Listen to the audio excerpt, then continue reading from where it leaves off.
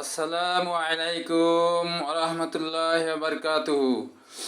বন্ধুরা দেখেন, আমি আজ শুক্রবার 15টি রোজা পরিপূর্ণ আদায় করলাম।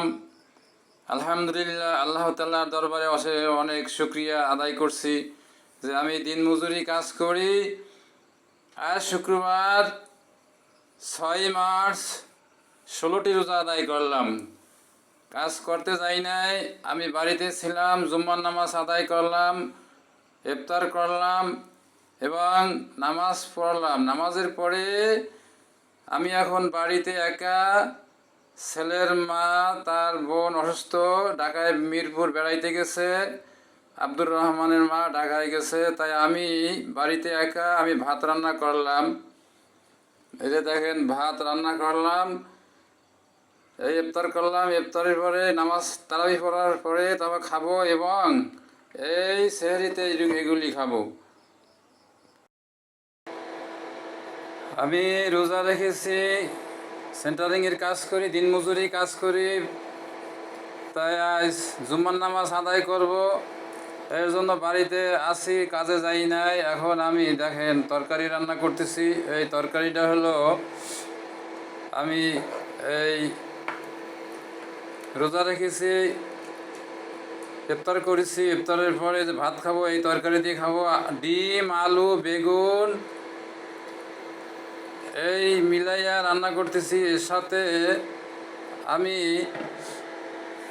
দেখেন এই যে থানকুনি শাক নিছি, এই থানকুনি শাক দিব। এই থানকুনি শাক দিয়া এগুলি ভাজি করিয়া আমি তারাবি নামাজের পরে এই ভাজি দিয়ে ভাত খাবো এবং আগামীকাল শনিবার সেহরি খাবো, রোজা রাখবো। এই তরকারি দিয়েই আমি খাবো। বাড়িতে আমি একা, ছেলের মা ঢাকা গেছে মিরপুর, তার বোন অসুস্থ, সেখানে গেছে। তাই আমি এই তরকারি দিয়েই ভাত খাবো এবং রান্না করতেছি। আলহামদুলিল্লাহ, দেখেন আমার তরকারি রান্না হয়েছে এই ডিম, আলু, বেগুন এবং থানকুনি শাক। এই 4 ধরনের জিনিস দিয়ে তরকারি রান্না করলাম। শনিবার 17 রোজা, সেহরি খাবো, রোজা রাখবো।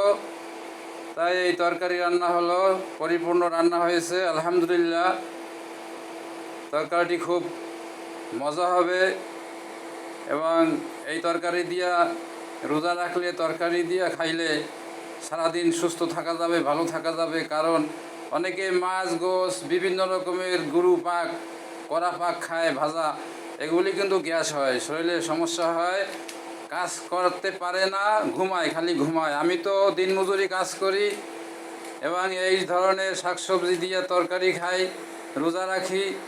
মাশাআল্লাহ, আলহামদুলিল্লাহ, আল্লাহর রহমতে আমার কোনো সমস্যা হয় না। প্রতি বছর আমি 30 রোজা আদায় করি। এবারও আপনারা আমার জন্য দোয়া করবেন। আল্লাহ তাআলা যেন এই 16টি রোজা শুক্রবার আদায় করলাম। আগামীকাল শনিবার থেকে আবার রোজা আরম্ভ হবে, যেন 30টি রোজা মহান রব্বুল আলামিন আমাদেরকে দান করেন। 30টি রোজা যেন রাখতে পারি, ইবাদত বন্দেগী করতে পারি। তাই আসুন ভাই, আমরা সবাই এই রমজান মাসে অবহেলা না করে সবাই রোজা রাখি এবং নফল নামাজ পড়ি, ফরজ নামাজ আদায় করি। এই রোজা এমনও তো হইতে পারে আগামীতে আপনি দুনিয়ায় নাও থাকতে পারেন, রোজা নাও নসিবে থাকতে পারে।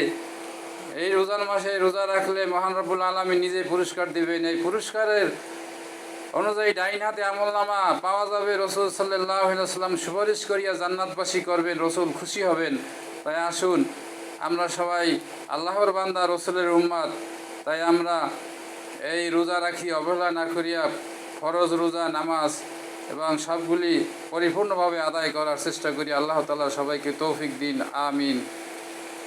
আসসালামু আলাইকুম ওয়া রাহমাতুল্লাহি ওয়া বারাকাতুহু।